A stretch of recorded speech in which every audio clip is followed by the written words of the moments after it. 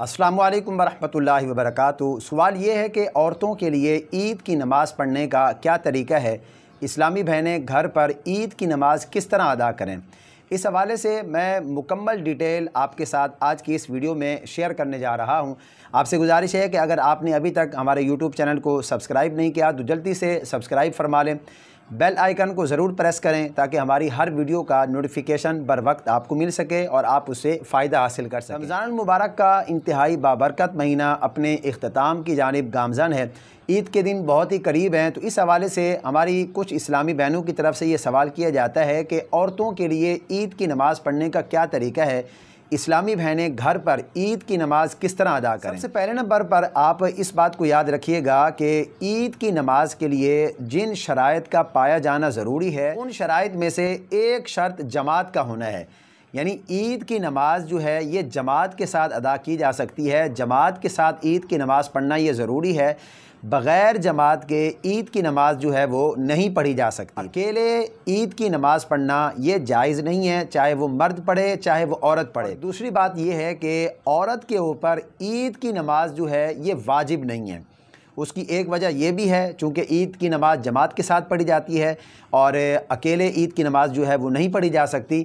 तो औरत पर ईद की नमाज़ ये वाजिब नहीं है, ये मर्द हज़रात जो है वो जमात के साथ आकर ईद की नमाज़ पढ़ेंगे। हाँ, अगर ऐसा है कि ईदगाहों में या मस्जिद में या किसी ऐसी जगह पर कि औरत के लिए पर्दे में ईद की नमाज़ का एहतमाम जो है वो किया गया है तो उसके लिए फिर अलहदा हुक्म है। लेकिन घर पर अकेले ईद की नमाज़ जो है वो नहीं पढ़ सकते, चाहे वो मर्द पढ़े या औरत पढ़े, किसी के लिए जायज़ नहीं है। अब यहाँ पर सवाल ये पैदा होता है कि चूँकि हमारे इस्लामी भाई तो मस्जिद में आकर या ईदगाह में आकर ईद की नमाज़ जमात के साथ पढ़ते हैं, ढेरों सवाब कमाते हैं। लेकिन अगर कोई हमारी इस्लामी बहन ईद वाले दिन नमाज़ पढ़ना चाहती है, नेकियां कमाना चाहती है, अल्लाह की इबादत करना चाहती है, तो उसका क्या तरीका है। इस हवाले से फिर फ़ुक़हा कराम ने लिखा है कि अगर कोई हमारी इस्लामी बहन ईद वाले दिन नमाज़ पढ़ना चाहती है, अल्लाह की इबादत करना चाहती है, तो वो या तो चाश्त की नमाज़ पढ़े या वो इशराक की नमाज़ पढ़े। ये नमाज़ें पढ़ कर भी वो सवाब हासिल कर सकती है। कराम ने लिखा है कि वो 2 रकात नफिल नमाज़ें शुक्राने की अदा करे। शुक्राने के नवाफिल वो क्यों अदा करे, इस नीयत से अदा करे कि अल्लाह अज़्ज़ व जल ने उसे रोज़े रखने की तौफ़ीक बख्शी, नमाज तरावी पढ़ने की तौफ़ीक बख्शी, कुरान की तिलावत करने की तौफ़ीक बख्शी, इसी तरह दीगर इबादात और ज़िक्र व अज़कार करने की अल्लाह ने तौफ़ीक बख्शी। तो इन नेमतों पर अल्लाह का शुक्र अदा करने के लिए 2 रकात नफिल नमाज बतौर शुक्राने के वो अदा करें। अब शुक्राने के 2 रकात नफिल पढ़ने का क्या तरीका है, वो मुकम्मल तरीका मैं आपके साथ जो है वो शेयर कर देता हूँ। देखिए, सबसे पहले हम नियत करेंगे। नियत असल में दिल के पुख्ता इरादे का नाम है। आप ज़ुबान से नियत करना चाहती हैं तो इस तरह नियत करें कि नियत की मैंने 2 रकात नमाज नफिल शुक्राने के वास्ते अल्लाह के मुँह मेरा काबा शरीफ की तरफ बंदगी अल्लाह ताला की। अल्लाहु अकबर।